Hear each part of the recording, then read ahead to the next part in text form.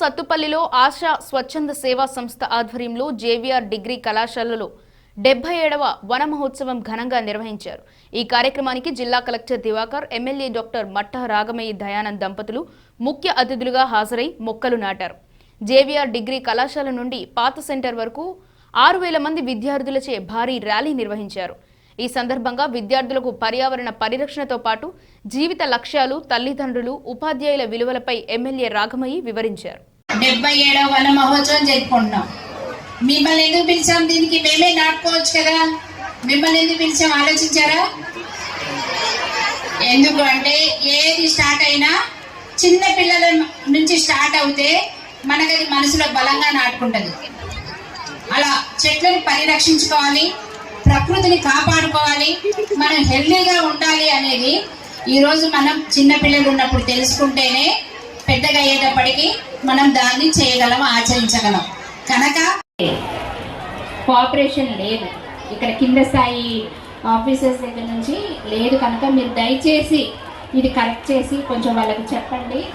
లోకల్లో ఉన్న ప్రాబ్లమ్స్ కూడా మీరు కొంచెం చూడండి సార్. అట్లానే ఈరోజు మీ అందరినీ కూడా మీరు లేత మొక్కలు లాంటి వాళ్ళు, మిమ్మల్ని కూడా నేను మొక్కలతోటే పోలిస్తున్నా. మీరు చిన్న లేత మొక్కలు, మిమ్మల్ని మేము సంరక్షించుకొని జాగ్రత్తగా చుట్టూగా కంచె వేసుకొని కాపాడుకుంటే మీరు ఫ్యూచర్లో మన మహావృక్షాల్లాగా ఎదిగి 10 మందికి నీడనిస్తారు, 10 మందికి ఆహారం ఇస్తారు, 10 మందికి ఆదర్శంగా నిలుస్తారు.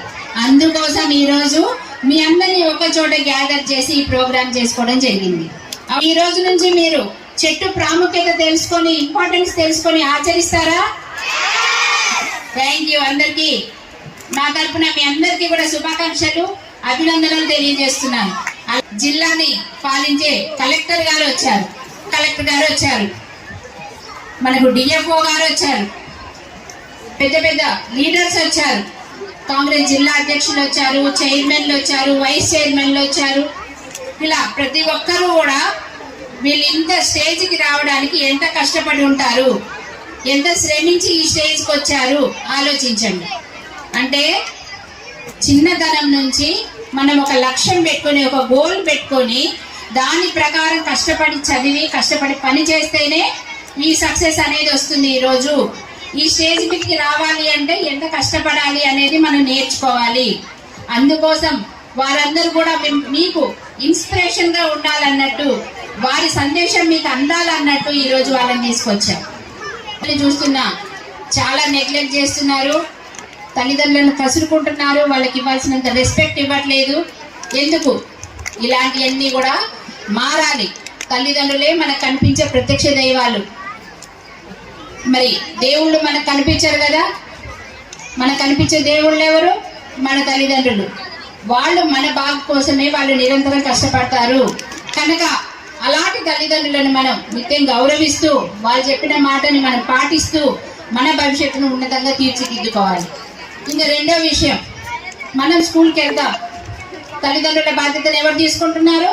మన టీచర్స్ తీసుకుంటున్నారు. వాళ్ళు మనకి మంచి విద్యా బుద్ధులు నేర్పించి, మంచి నడవడిక నేర్పించి మన భవిష్యత్తు బాగుండాలని నిరంతరం తపన పడతారు. మనకి ఎక్కువ మార్క్స్ వస్తే పొంగిపోతారు, మనకు తక్కువ మార్క్స్ వస్తే ఎందుకు తక్కువ వచ్చినాయని వాళ్ళు బాధపడి చక్కగా చదువుకోమని కొంచెం మందలించైనా, తిట్టైనా, కోప్పడైనా, మనకు అర్థం కానీ చెప్పి నిరంతరం మన కోసం శ్రమిస్తూ ఈరోజు టీచర్స్ మన తల్లిదండ్రుల పాత్ర పోషిస్తున్నారు. అలాంటి టీచర్స్ని కూడా మనం గౌరవించుకోవాలి. ఇప్పుడు ట్రెండ్ ఏమైంది? మా చిన్నప్పుడైతే ఇవి బెత్తాలతో కొట్టేవాళ్ళు, కొంచెం లేట్ వచ్చినా, కొంచెం తప్పు చెప్పినా మోకాలు లేపించేవాళ్ళు, గుంజిళ్ళు తీయించేవాళ్ళు. అయినా కూడా మేము ఎప్పుడు పోయి మా పేరెంట్స్ కంప్లైంట్ చెప్పలా. ఎందుకు చేశారు? నాకు మార్క్ తక్కువ వచ్చింది, లేకపోతే నేను ఈరోజు లేట్ వచ్చా, ఇట్లా మేమే ఆలోచించుకునే వాళ్ళం. మనం దానివల్ల ఈరోజు దెబ్బలు పడ్డాయి. రేపు మంచిగా వెళ్ళాలి, మంచి మార్క్స్ తెచ్చుకోవాలి, ఇలా ఆలోచించి మేము కరెక్ట్ చేసుకునే వాళ్ళం.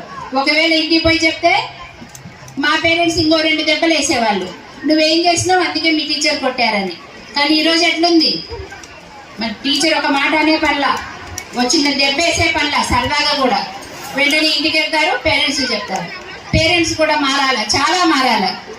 ఆ పిల్లలు ఏం తప్పు చేశారు, ఎందుకు దండించారు అనేది తెలుసుకోకుండా వెళ్ళిపోతున్నారు, స్కూళ్ళ మీదకి వెళ్తున్నారు, టీచర్స్ మీదకి వెళ్తున్నారు, వెళ్ళిపోయి గొడవ పెట్టుకోవడం ఇవన్నీ చేస్తున్నారు. పిల్లలు సెల్ ఫోన్లకు అడిక్ట్ అవుతున్నారు, విలువైన టైం అంతా ఫోన్లు చూసుకుంటూ, వ్యక్తంగా రీల్స్ చూసుకుంటూ, లేకపోతే ఇన్స్టా, ఫేస్బుక్, ఇంకేమేమో యాప్స్ వచ్చినాయి, అవన్నీ చూసుకుంటూ టైం అంతా వేస్ట్ చేస్తున్నారు. మన లక్ష్యం మర్చిపోతున్నారు. అవునా కదా? మీలో ఎంతమంది ఫోన్లు ఇంటికి పోగానే ఫోన్లు పట్టుకుంటారు? ఎంతమంది? ప్రతి ఒక్కరు నవ్వుతున్నారు కదా, ప్రతి ఒక్కరు ఫోన్లే. మన అమ్మ వాళ్ళు ఏమనుకుంటారు, పిల్లలు పొద్దున్న నుంచి కష్టపడి చదివారు, ఒక్క పని కూడా చెప్పకూడదు, వాళ్ళు బాగా మంచి మార్క్స్ తెచ్చుకుంటారన్న ఆశతో ఉంటారు. అలాంటిది మనం వాళ్ళని బాగా కష్టపడి చదివి వచ్చేసినట్టు ఎలాగానే బుక్స్ ఒక చోట, షూ బయట వదిలేస్తాం, సాక్స్ ఎక్కడో విసిరేస్తాం, బెల్ట్ అన్ని తీసి ఎక్కడంటే అక్కడ పడేసి అది ఏదో పోగొట్టుకున్న వాళ్ళలా ఫోన్ ఎత్తుకుంటాం. ఫస్ట్ పోయి ఫోన్లో మునిగిపోతాం. ఎంతసేపు? ఒక అరగంట, ఒక గంట, అంతకంటే ఎక్కువ వద్దు. టీవీ చూడొచ్చు ఎంతసేపు? ఒక అరగంట, ఒక గంట, అంతకంటే దానికి బానిసలు అవ్వకూడదు. ఏ అలవాటుకైనా మనం బానిసలు అవ్వకూడదు. ఈ రోజు నుంచి వన మహోత్సవం ప్రత్యేక లక్ష్యం ఏంటి, ప్రత్యేక ఉద్దేశం ఏంటి? చెట్లు పెంచాలి, ప్రకృతిని కాపాడుకోవాలి. అవునా? ఈ రోజు నుంచి మీరు ప్రతి ఒక్కరు కూడా మీ బర్త్డేకి, లేకపోతే మీ అమ్మా నాన్న మ్యారేజ్ డే కానీ, ఇంకేదైనా అకేషన్ కానీ, ఇంట్లో ఎవరిదైనా ఏదైనా ఫంక్షన్స్ అవుతుంటే వాళ్ళ గుర్తుగా ఒక మొక్క నాటండి ఇంట్లో. దాన్ని మీరే పెంచి పోషించండి. ఇది కూడా ఏ అకేషన్లో అయినా పిల్లలతోటి మొక్కలు నాటించి ఒక్కొక్క మొక్కని ఒక్కొక్క క్లాస్ వాళ్ళకి ఇవ్వండి. వాటి బాధ్యత వాళ్ళు పెంచుతారు. వాళ్ళకు కూడా మనం అప్రిషియేషన్ లెటర్స్ కూడా ఇవ్వచ్చు. అట్లా కనుక ఇది ఒకటి పాటిస్తే రేపొద్దున మనకి ఇప్పుడు చూస్తున్న ఓజోన్ పొర దెబ్బతింటుంది, అట్లాగే భూమి ఉష్ణోగ్రత పెరుగుతుంది, హీట్ ఎక్కిపోతుంది, ఆక్సిజన్ లెవెల్స్ తగ్గిపోతా ఉన్నాయి. ఇప్పుడు కలెక్టర్ గారు చెప్పినట్టు భూమి వేడెక్కి జర్మనీలో తారు అంటుకొస్తుంది. చాలా మంది ఆ వేడి తట్టుకోలేక చాలా మంది చనిపోవడం జరిగింది. అలాంటివి నివారించాలంటే మనం ప్రకృతిని కాపాడుకోవాలి, చెట్లను పెంచుకోవాలి. చెట్ల నుంచి. వార్తలు ఇంతటితో సమాప్తం. తిరిగి ప్రసారమయ్యే వార్తల్లో మళ్ళీ కలుద్దాం. అంతవరకు సెలవు. నమస్తే.